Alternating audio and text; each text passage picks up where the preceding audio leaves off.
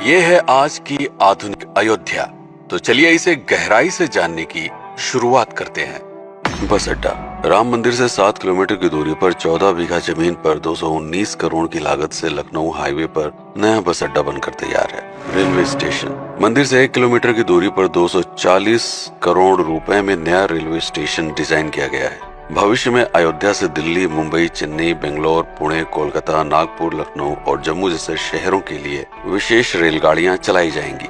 हवाई अड्डा। 1450 करोड़ रुपए में लगभग 1300 बीघे में फैला हुआ प्रयागराज हाईवे पर नाके के पास बनाया गया है नया एयरपोर्ट। यहाँ से राम मंदिर की दूरी सिर्फ 12 किलोमीटर है। भविष्य में कई बड़े महानगरों के लिए सीधे उड़ानें उपलब्ध होंगी। घाघरा जलमार्ग। अगर आपके पास अपनी खुद की मोटर बोट है तो छपरा से घाघरा यानी सरयू नदी की सैर करते हुए लगभग 300 किलोमीटर नदी में चलकर भी अयोध्या पहुंच सकते हैं। भविष्य में इस रूट के लिए भी मोटर बोट चलाए जाने का प्रस्ताव है। राम मंदिर। अयोध्या के राम मंदिर की कुल कीमत है 1800 करोड़। पूरी तरह बन जाने के बाद अयोध्या का मुख्य आकर्षण होगा। राजस्थान के मशहूर मकराना के पत्थरों से आकार लेते इस मंदिर की अनुमानित उम्र होगी लगभग 1000 साल। 22 जनवरी को पहली मंजिल का उद्घाटन होगा, जिसमें राम की बाल्यावस्था की मूर्ति रखी जाएगी। बाकी की 2 मंजिलों का कार्य चलता रहेगा। खजुराहो के मंदिरों की नागर शैली के आधार पर इसे तराशा जा रहा है। मंदिर का कुल क्षेत्रफल 156 एकड़ या 251 बीघा है।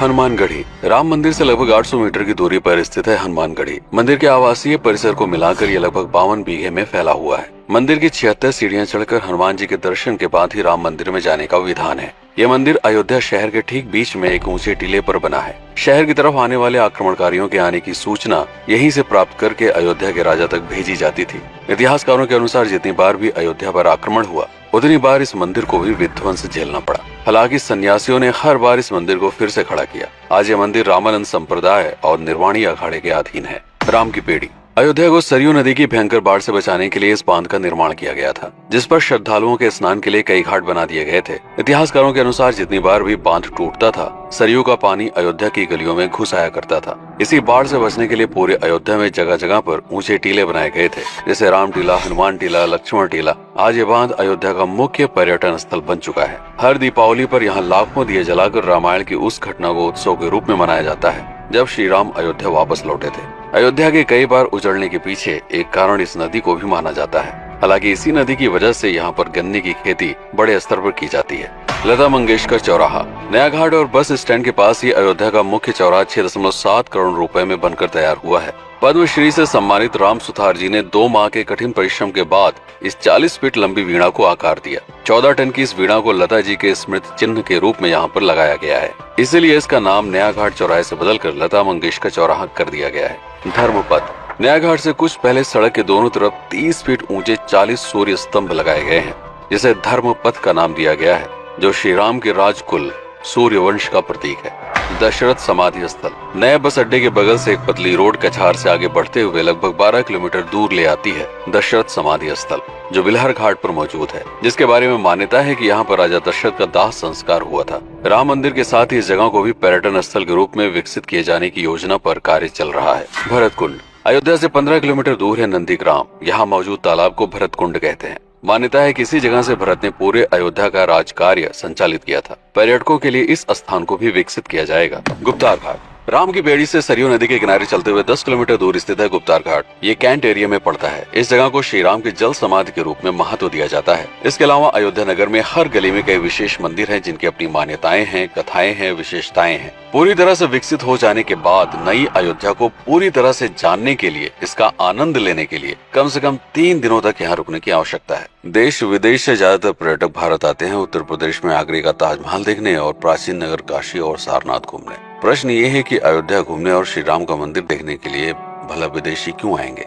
और इसका कारण है भारत में लिखी गई राम कथा की सबसे पहली और प्राचीन पुस्तक रामायण। भारत में रामायण के अलावा कंबोडिया में रीमकेर, थाईलैंड में रामकियन, जो कि वहाँ की राष्ट्रीय पुस्तक है, इंडोनेशिया में ककनिक, नेपाल में भानुभक्त रामायण जैसी पुस्तकों में वाल्मीकि की रामकथा से प्रेरणा लेकर इसे अपने अपने देश की संस्कृत के हिसाब से फिर से लिखा गया है। पात्रों के नाम, कुछ नई घटनाओं के अलावा मूल रामकथा सभी में एक जैसी है। इसके अलावा भारत में ही रामकथा को लेकर संस्कृत में 7 संस्करण, हिंदी में 3 संस्करण, गुजराती में 47, उड़िया में 14, तेलुगु में 5, कन्नड़ में 4 और अन्य भाषाओं में लगभग 17 संस्करण मौजूद है। इसके अलावा लिखे गए नाटक, कविताएं आदि को भी अगर मिला दिया जाए तो इस दुनिया में 300 से अधिक तरह से राम कथाएं बार बार लिखी गई हैं। इन सभी राम कथाओं पर कई विशेषज्ञों ने समय समय पर अध्ययन किया और अपने विचार दिए। Father Camille Bulcke, Hermann Jacobi, Wendy Doniger, Edward अल खरर, Alf Hiltebeitel, Paula Richman, Aubrey Menen, Ramesh Menon, Radha Vishwanath, Shantanu Gupta, Meenakshi Jain, Lala Sitaram, Swami Gyananand Saraswati जैसे कई लोगों ने समय समय पर राम कथा को लेकर गहन शोध किया और इसमें छिपे हुए मूल कथा के साथ ही इसके इतिहास को समझने का प्रयास भी किया। राम कथा थी कौशल प्रदेश के द्वारा किष्किंधा और लंका पर विजय प्राप्त करने की पहली बार एक अखंड भारत के निर्माण की। रामायण महत्वपूर्ण इसलिए हो जाता है क्योंकि ये अखंड भारत युद्ध से अधिक व्यक्ति के आदर्शों, सूझबूझ, मित्रता जैसे गुणों से स्थापित हुआ। रामायण एक ऐसा डॉक्यूमेंट है जो ये समझाता है कि भारत पहली बार एक कैसे हुआ। इसलिए ये गाथा न तो कभी भुलाई जा सकती है और न ही कभी मिटाई जा सकती है। और आज की अयोध्या उसी अखंड भारत का एक प्रतीक है, अपनी संपन्नता के कारण जिसने समय समय पर बाहरी आक्रमणकारियों का भी सामना किया। अयोध्या की इसी संपन्नता ने यहाँ पर मुगलों को भी आकर्षित किया। महात्मा बुद्ध भी यहाँ पर रुके, सिखों के गुरु साहब भी आए और जैन धर्म के तीर्थंकर भी।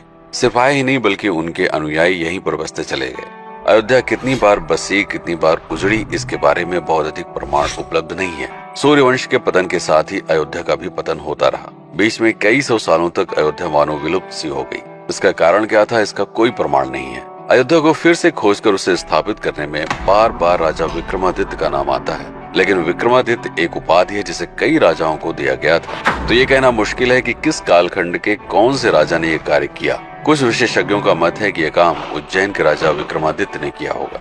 नंद वंश, मौर्य वंश, शुंग वंश, गुप्त वंश आदि के साम्राज्य में भी अयोध्या का वर्णन प्राप्त होता है। सबसे बड़ा विध्वंस हुआ 1527 के आसपास बाबर के कार्यकाल में, जब राम मंदिर को ध्वस्त कर बाबरी मस्जिद स्थापित की गई। सन 1722 में बंगाल के नवाब अली वर्दी खान ने व्यापार के नजरिए से राम मंदिर से कुछ किलोमीटर की दूरी पर एक नया शहर बसाने की शुरुआत की। 1730 में अवध के पहले नवाब सादत अली खान ने इसका नामकरण किया फैजाबाद। इन्हीं के उत्तराधिकारी सुजाउद्दौला ने इसे अवध की राजधानी बनाई।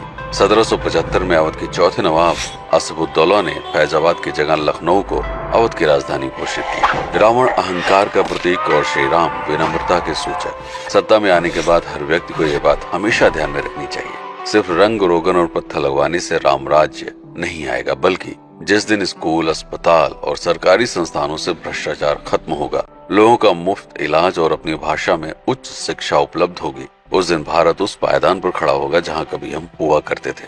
रामायण अहंकार पर विनम्रता की विजय है। अयोध्या को अगर पर्यटन स्थल का केंद्र बनाना है तो इस आधार पर बसाना होगा, राम राज्य लाना होगा, राजनीति नहीं। यदि इस वीडियो में कोई त्रुटि हुई हो तो उसके लिए क्षमा करें। वीडियो पर समय बिताने के लिए आपका बहुत बहुत धन्यवाद। मैं हूं पीके सिंह और आप देख रहे हैं प्रतापगढ़ हब।